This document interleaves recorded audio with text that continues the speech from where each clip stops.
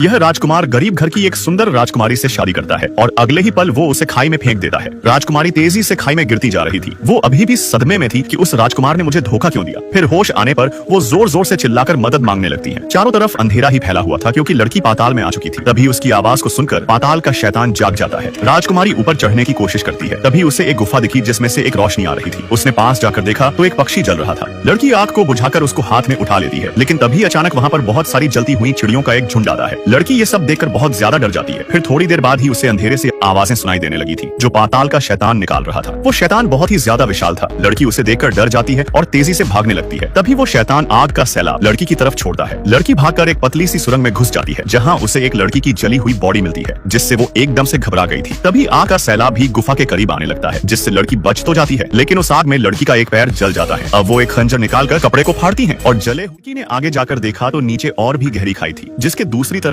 जाना बहुत मुश्किल था और लड़की तेजी से भागकर छलांग लगा देती है और दूसरी चट्टान पर आ जाती है। लेकिन अचानक वो तेजी से नीचे की तरफ फिसलने लगी थी। तभी इसका लॉकेट चट्टान के दरार में फंस जाता है जिससे मौके पर ही वो चाकू निकालकर चट्टान में घुसा देती है और काफी कोशिश करने के बाद वो आखिरकार चट्टान पर चढ़ जाती है। उसके बाद लड़की उस नीली रोशनी के पास जाती है। दरअसल वो सभी कीड़े थे जो नीले रंग में चमक रहे थे। लड़की उन कीड़ों को एक कपड़े में डाल लेती है क्योंकि यह कीड़े लड़की के लिए रोशनी का काम करेंगे। अब लड़की आगे की तरफ बढ़ने लगती है जहाँ उसे पानी का एक छोटा सा कुंड मिलता है। वो उस पानी को पीती है लेकिन उसका स्वाद बहुत ही बेकार था। तभी लड़की ने देखा कि ऊपर की बर्फ से एक एक बूंद पानी टपक रहा था। वो उसके नीचे खड़ी होकर पानी की बूंद को मुंह में डाल रही थी, लेकिन अचानक बर्फ तेजी से पिघलने लगती है और तभी पाताल का शैतान आकर आग से पूरी बर्फ को तोड़ देता है जिससे बचती हुई लड़की दूसरी सुरंग में आ जाती है जहाँ की दीवार पर कुछ लड़कियों के नाम लिखे हुए थे। यानी कि इससे पहले और भी कई लड़कियां इस गुफा में आई थी, पर कई लड़कियों के नाम लिखे हुए थे। यानी कि कुछ लड़कियां भागकर इस गुफा में पहुंच गई थीं और मरने से पहले अपना नाम गुफा की दीवारों पर लिख दिया था। तभी लड़की ने देखा कि इसके जले हुए पैर पर वही चमकीले कीड़े चिपक गए थे। लड़की एक एक करके उन कीड़ों को हटाती है, लेकिन जब उसने ध्यान से देखा तो उसके पैर का घाव पूरी तरह से ठीक हो चुका था, जिससे लड़की हैरान हो जाती है। ये कीड़े किसी भी प्रकार के घाव को ठीक कर सकते थे। अब यह लड़की पाताल से बाहर निकलने के लिए आगे बढ़ती है। तभी उसने दीवारों पर देखा कि यहाँ से बाहर निकलने का एक मैप बना हुआ था। लड़की उस मैप को फॉलो करते हुए ऐसी जगह पहुंच जाती है जो बहुत ही ज्यादा कमाल की थी। उस पूरी जगह में नुकीले कांच के क्रिस्टल लगे हुए थे। अब लड़की इसी रास्ते से बाहर निकलने की ठान लेती है। तभी उसे वहाँ पर एक पुराना ताज मिलता है। वो ताज को नुकीले क्रिस्टल में फंसाकर ऊपर चढ़ने लगती है। धीरे धीरे वो लड़की काफी ऊपर तक चढ़ चुकी थी, लेकिन तभी पाताल का शैतान आ जाता है और लड़की ने जिस नुकीले क्रिस्टल को पकड़ा हुआ था